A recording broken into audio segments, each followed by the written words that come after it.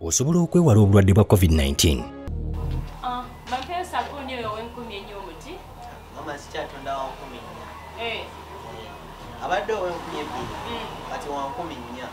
Abadde ow'enkumi 4 kati wa 6. Kiki kyotegeeza?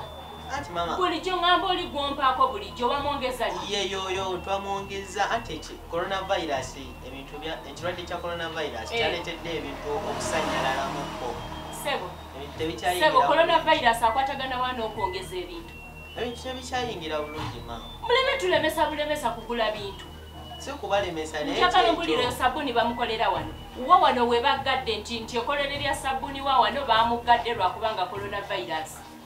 Sebo mpa sabuni. Kiki ekibatawaanya?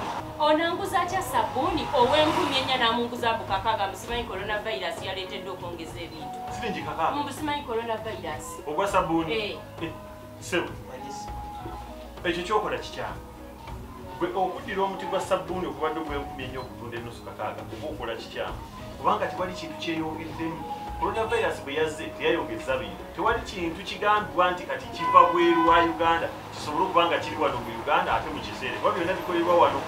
Era omukulembeze w'eggwanga yagambye bo mwenna abatutte akakisa kana ka coronavirus okugamba nti mwongeze ebisale by'ebintu amaduuka gammwe bajja gaggala.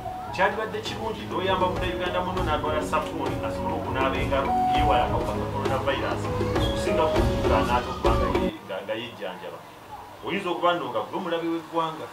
Ffenna bwe tukwatira awamu tusobola okuziyiza ensaasaanya y'akawuka coronavirus.